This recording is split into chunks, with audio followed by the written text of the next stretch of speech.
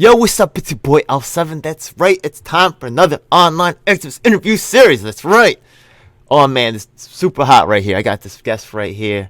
It's exciting. He's already been saying all kinds of crazy things. Just the kind of things I love to hear. I'm gonna let him himself go ahead. Hi everybody, my name is Allan Axelrod. I am the campaign lead of a coalition called No Ameren Shutoffs. We're a $0 all-volunteer grassroots campaign of 49 member organizations and counting, and we have won 4 statewide moratoria on utility shutoffs, which protected our residents in the state of Illinois. That is awesome, dude. Yeah. I know someone out in Illinois. I have to see if we can maybe link us up. Yeah, what's up? Anyways, yeah. So, let me get to some questions that I usually ask for all my people. Now, you actually have a quite extensive activist background, right? Not just this. Tell me a little bit more about your background in activism. Maybe even where it started. Where did this all begin? Well, it began with my union strike. The Graduate Employees Organization back in 2018 had a strike. I was woefully underprepared for what that meant, but they saw a white dude who had a pretty good grasp of professional management class language and said, hey, maybe you can be the person to protect us from the police. So my job was to make sure that no one got arrested during our strike unless if they wanted to be. And I'm glad to say that no one was arrested. And even though the police tried to steal people's stuff, I was able to stop them. So what a fighter. That ended up being, yeah, exactly. And we ended up winning not only raises and protection for our working conditions, but we also got additional rights for international graduate employees as well, which the pandemic has been devastating for international graduate employees in terms of the additional restrictions it's put them under. That said, from there, I basically went to intermittently police liaison for Black and brown students to great effect, I'm happy to say. I got the police to leave cussing us out in one particular instance, and in the other particular instance, things worked out so well that both the police and the activists ended up thanking me, and I hope to never have that experience again because I only want one side to be happy with me. But from there, I basically went ahead and helped with a fair housing campaign in Champaign, Illinois, where we had a 25-year-old discriminatory housing ordinance still legal in our state, which allowed for people who were convicted of certain felonies to be denied access to rental housing. So if you were wealthy and did those same exact crimes, you could still own a home. But if you were poor or working class and ended up committing those crimes or being convicted of those crimes, you could not get a home. Wait a second. And that just... Okay. Yeah, so ahead. You said you were in graduate school. You sound like maybe it was law school because you really seem to be like grappling really tough. What kind of grad school was you in? Agricultural and biological engineering. So like how did you like all of a sudden become this like, super grappler like, in this industry? I mean, well, so I get it. Yeah, but specifically, I studied autonomous decision-making, and I focused on how measures inform decision-making, specifically risk-sensitive measures. And once you understand the gobbledygook of made-up mathematical language to try and help Google have a higher ad revenue turnover rate, when it comes to just reading state statute and telling people how to protect their human rights, you're over-prepared for it. Sounds good. Awesome. You sound like a good friend to have. I'm going to be... some things I can use some help with. You sound like a badass dude. I'm fucking loving it. Yeah? Hold up a second. So I want to continue the first question about your personal background. So continue on, yeah? You were talking about? I just want people to get the story about your whole background, yeah? Just like where you started, how you ended up, this kind of thing, yeah? Yeah, so we ended up collecting 750 petition signatures in total for the Fair Housing Campaign over 6 months. 250 of that I collected with the local Democratic Socialists of America chapter in 1 month alone. And that was enough to amend the 25-year-old discriminatory housing ordinance. It wasn't enough to repeal it. We fell 2 votes short. But that was the first taste of actually being able to affect some change in the community. And so the very next thing that I decided to do was the Lift the Ban Coalition, which is a coalition to lift the ban on rent control. The 38 plus states have a ban on the ability to regulate how rent prices increase. That's what rent control means, is just the ability to regulate how your cost of living increases. And the governor here, Governor J.B. Pritzker, his name will be coming up quite a lot, basically went back on a campaign promise, and they wanted someone from downstate to join their occupation of his office. So not only did I join that occupation, I helped lead some of the chants that forced their staff out of the office. All right, all right. Damn, go ahead. Hardcore, man. All the way. All the way, man. What up? So, all right. So, look, your most recent work is doing this what? Your most... Oh, the most recent work is the ongoing efforts of the No Ameren Shutoffs campaign. But So, actually, yeah. maybe right before that, I should probably talk about the campaign of Frank Smith, formerly known as Stephanie Smith, who ran for Congress. Well, my question was going to be like this, but yeah, I want you to talk about either one, right? My question is, right, during one of these campaigns, maybe you had a perspective shift, right? Something you picked up specifically from that particular instance. I mean, was it the Shepherd campaign that really had that breakthrough moment? What's the last breakthrough or something interesting that happened? Share it with us, please. Thank you. Yeah, so I will say that basically up through the fair housing campaign and the occupation of the governor's office, I probably could have best been I could have probably best been described as a Bernie bro if someone wanted to be callous about it. But it wasn't until I actually helped to facilitate Stephanie Smith's campaign, now known as Frank Smith, for Congress. She is a former underage survival sex worker from a trailer park community who wanted to fight for human rights and saw no one else stepping up to the plate to do so. And in the process of facilitating her campaign and completely her way of doing it, respecting her autonomy, where there were a lot of different boundaries due to health conditions that had to be maintained, a lot of trust that had to be maintained during that time. I learned about how Bernie Sanders has not, in fact, been an ally to working class movements his entire life, and in fact continues to be an adversary to a lot of sex workers in our communities across the country. It's a lot more prevalent a way of surviving and living than people may understand. And so just by the sheer act of facilitating the campaign, listening to a survivor talk about her experiences, and actually starting to advocate in ways that reflect, what changes she says we need to have happen, a whole new world basically opened up where traumatized activists started to come out and engage. And that has been game changing for Central Illinois activism. Okay. Would you say that Yeah. you have like maybe some type of political ideology? Like, actually, what you talked about here, I know there's some libertarians who are working on the issue that you're talking about right now. Are you libertarian leaning? Are you socialist? Like Bernie Sanders says he's socialist. You like that idea? So How do you feel about Antifa? What do you think about that? I would say Antifa is an organization or an ideology that I am 100% for.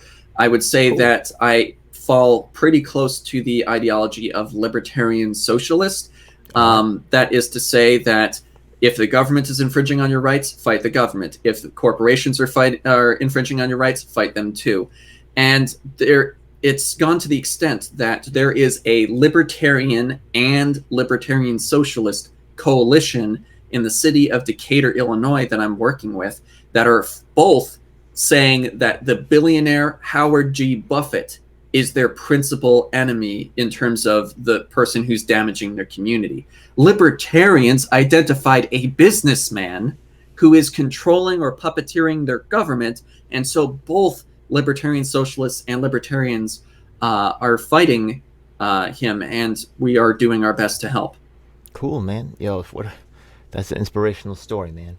Yo, I appreciate you fighting that good fight, man. And honestly, being a warrior in this, a lot of times I bet you've been left up high and dry. You know what I mean? Yeah, it happens sometimes. Yeah. What do you? Well, But it comes honestly, into the that yeah. that Go that's ahead. your, that is the opportunity for you to prove your resolve, to prove your commitment. So you know what I mean, just go through the struggle. The greatest ones go, the champions go where the other ones won't. You know what I mean? So I love your story right there. Now the thing is that as in terms of your experience, wow, some people are gonna look at you and they'll say, how could I get to do some, he seems like he's doing a lot of things. Well, how can they get started? What's some of the most productive things, right? We've tried a lot of different things, right? What have been the most productive activities for yourself? The most accessible source of political education on the political underbelly of your local community is to go to your city council meeting. And even if you do not want to speak for public comment, listen to the public comment, because that is where anybody who has been harmed or disenfranchised has decided that their course of action is to go to the public record rather than background discussions to bring that issue to the attention of their community. It's not just Facebook that people do this stuff for, and the people who have the confidence and know wherewithal to go to city council may just be the leftist organizers in your community, but may also just be people who prioritize human rights and see it being violated and do not have the language to identify that as a leftist ideology. Damn, bro, I love it, man. That's pretty hardcore, bro. Go all the way, man. Why not? Hell yeah. So wait a second. Now there's also been some challenges to your success, right? What are the biggest obstacles to success for activists? The biggest obstacle for success is the Democratic Party, who will quietly support the cops while saying that Black Lives Matter, Damn. or who will even outright support an anti-Black Lives Matter candidate just because they're the only Democratic candidate on the ticket. That's not good enough. You should have the conviction drive your actions first, not the party line. And you should be able to find people to challenge them, even if it is outside of your own party, because human rights come first, not the party line. And the thing is that I wish that I could call them, a real barrier in terms of being able to shift blame away from myself as far as where our communities are. But the reality is that they are a very brittle infrastructure. So much of the country are in these large metropolitan cities, and they have no concept for what small city and rural organizing looks like. And the reality is that in small cities and rural organizing spaces, the Democratic Party infrastructure is so brittle that if you organize 15 people, you have a hammer that can smash it. And here's an example. I once met a Decatur activist outside of a gas station where I was just chomping on some pizza. And I said to him, look, I know that you're going to sue the Democratic Party at some point. So which of these two headlines sounds better to you? Community member sues the Democratic Party, or Democratic official sues the Democratic Party? And that guy then led a leftist entry into the Democratic Party, where a conservative Democratic Party historically was the first one in the entire state to release a resolution calling on the governor to stop utility shutoffs during the No Ameren Shutoffs campaign. The progressive Democratic Party in the region is the Champaign County Democrats. They were both approached in the same week. They were so thoroughly embarrassed by that the next month they made it an agenda item and finally did it.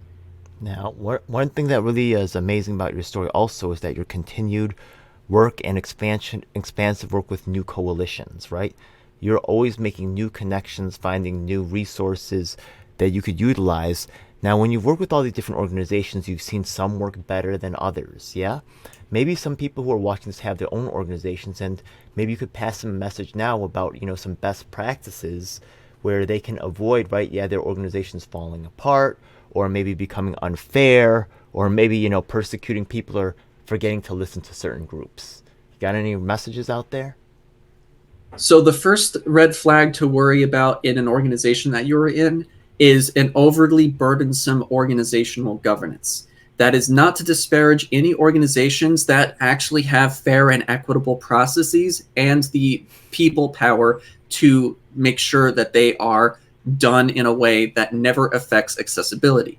If accessibility ever takes a back seat, it better have a damn good reason. And most of the time that I've seen it take a back seat, it is not. And I urge people to voice concern and question anytime they see accessibility being disenfranchised. Because the point that I had and still hold is that when people look at the low percentage of people voting, even in this most recent election, where it's like 70% turnout amongst the Democratic Party, so it's still about 50% of the population. Look at the number of people who are on the Supplemental Nutrition Assistance Program known as SNAP using pre-pandemic data.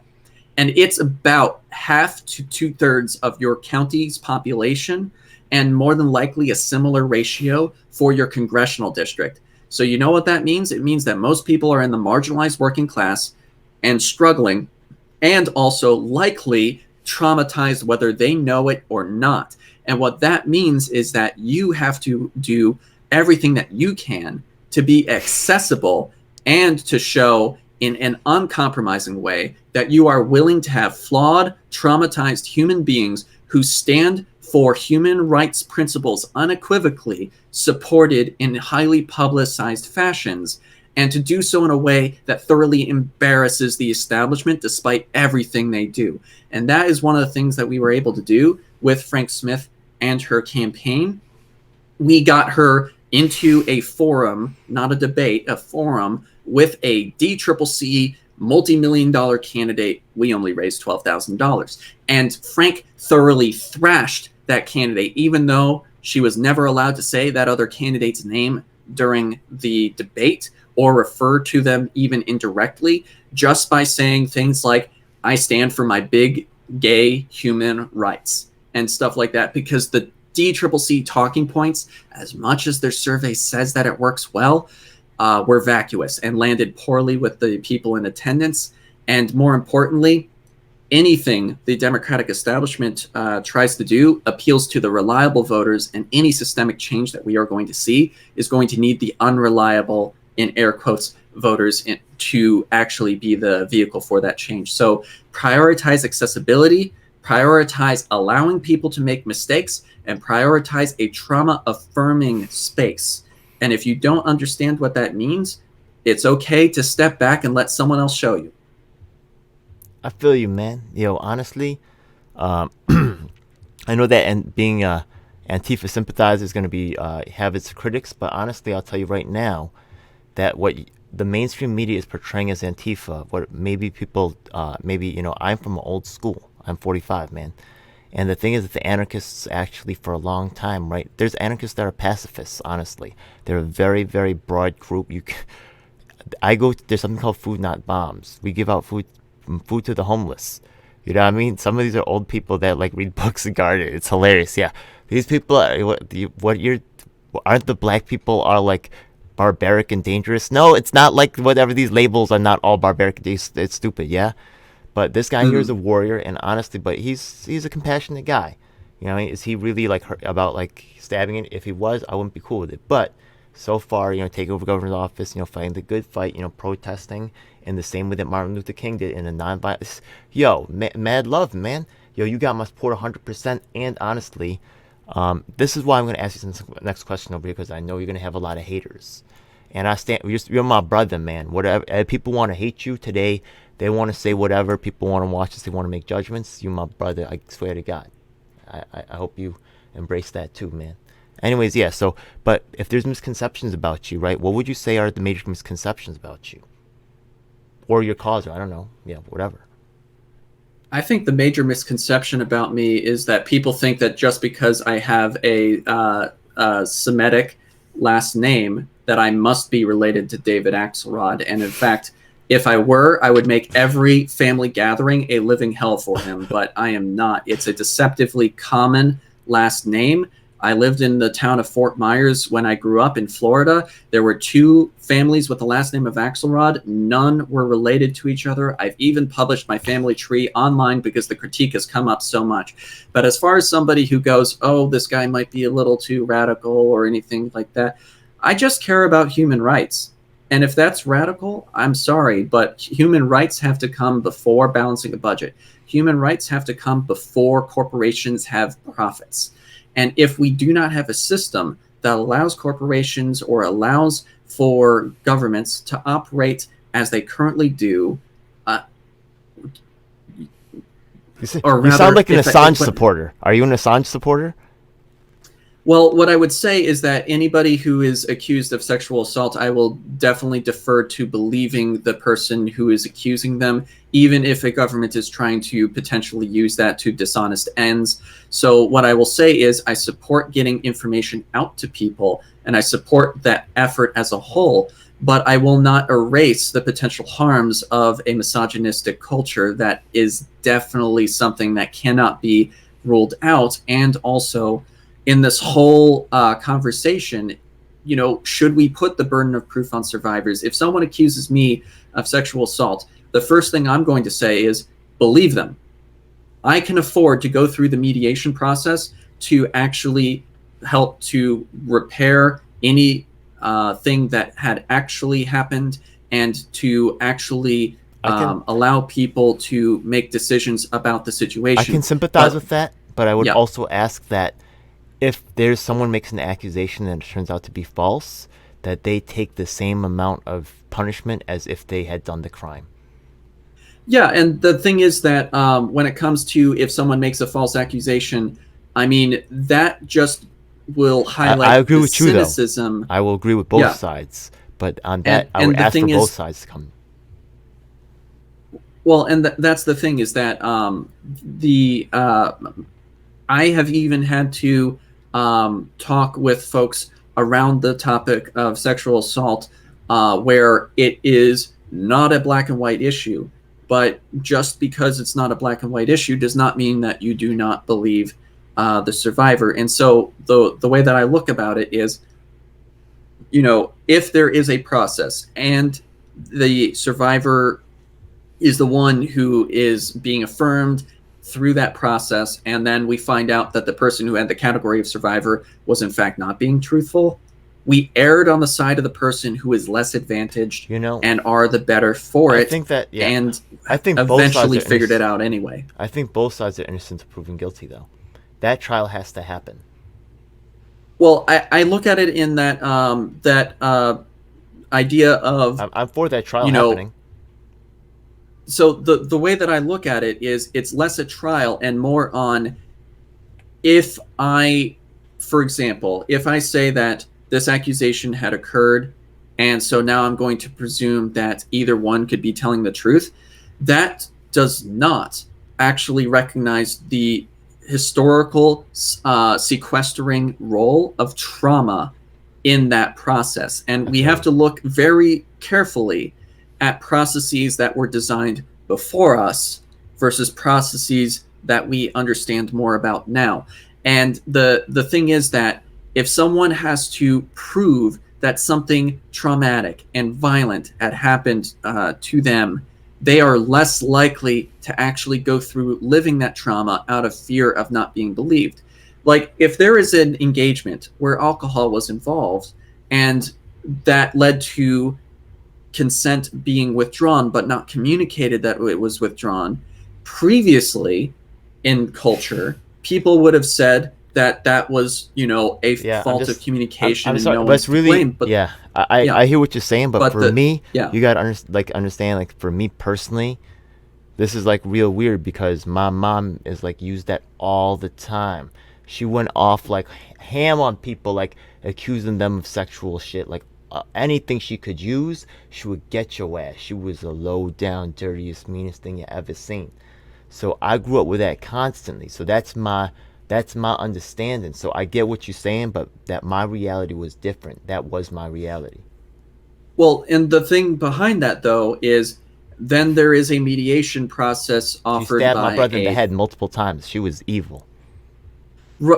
I understand that, and so the idea being that there is a mediation process by a group that is not biased towards either person, that is actually selected by the survivor in terms of like people who are available to go through that process. There's an information discovery process, but the initiation of that process relies on believing the person with the survivor role, but eventually the information is found out, is the idea. Because if you don't have that first part, because the thing is that a lot of survivors are castigated as being crazy, as being opportunistic, as being manipulative. In fact, there is a training book that I have That's all I about grew up domestic with. abuse That's all I saw 101. for.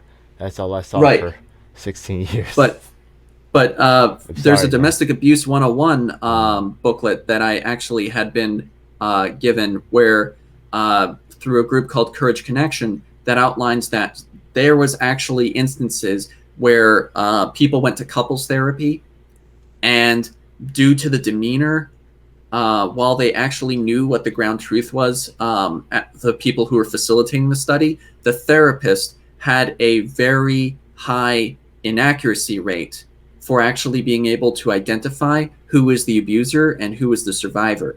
And so it's one of these very frustrating things that one actually may not know because of how good people with abusive tendencies are at seeming amicable, seeming reasonable. Yeah. And the survivors are very,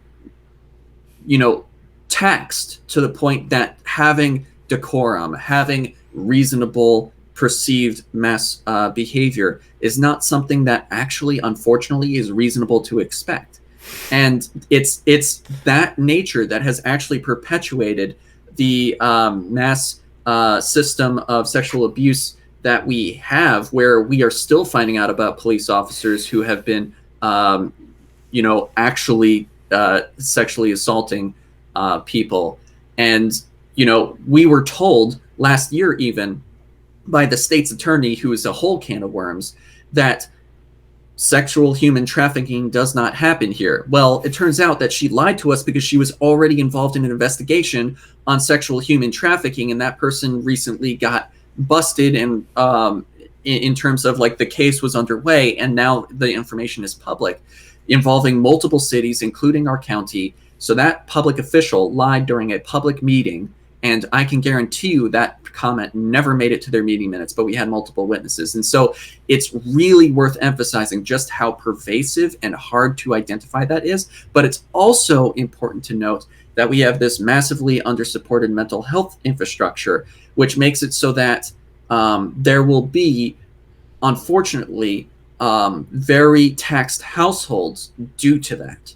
And so it's complicated is the shortest answer I can give you. But it's one of these things where that doesn't preclude us from learning the lessons more broadly of how to try to affirm and eventually learn about the circumstances of something. Because as far as false accusations of sexual assault go, while the outliers are widely known, they are significantly underrepresented in terms of the all the overall information you give, body man. of It's it. a wealth. It's a cornucopia, man. It's a real treasure trove.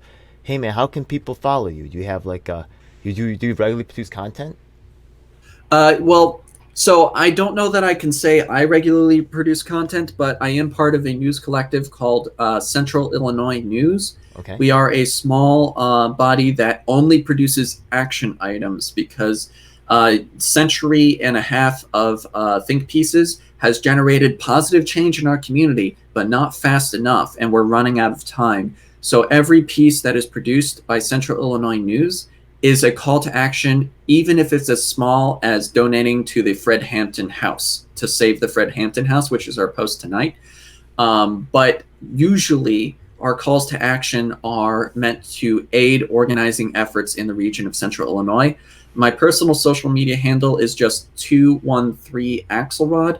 But if you want to follow the No Ameren Shutoffs campaign, which continues to fight for a fifth utility shutoffs moratorium, we haven't stopped water shutoffs in our state yet, and we have not restored power to the 64,000 plus households that have been disconnected in 5 weeks. yet in our state. So if you want to follow that effort, it is hashtag no Ameren shutoffs. Ameren is spelled AMEREN, no Ameren shutoffs. And that way you can keep abreast of the latest coverage of our campaign. We were just featured in the Young Democratic Socialists of America publication called The Activist. Awesome.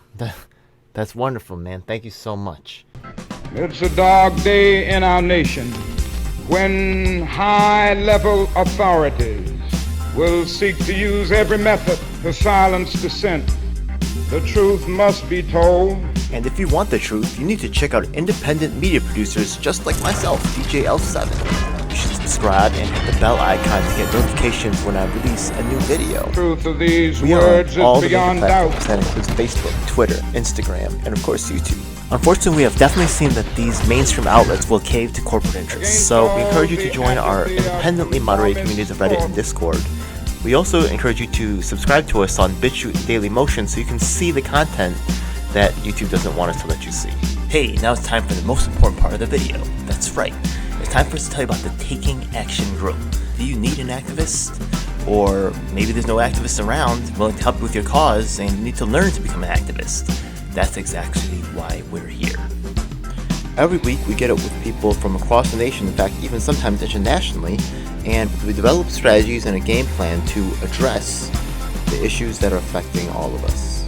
Every week myself from New York City and of course my co-host Lisa from Los Angeles provide a coast-to-coast perspective on what's going on in the country. If you want to donate to help out with expenses, travel, equipment, stuff like that, then I definitely appreciate it, and you can hit us off at Venmo or PayPal. Thanks a lot. Hey, by the way, we also have a merch store, so check it out.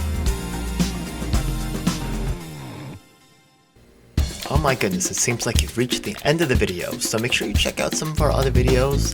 Make sure you subscribe. This is your last chance to do so thanks a lot. And looking forward to seeing you on the next one. Hope you guys enjoyed.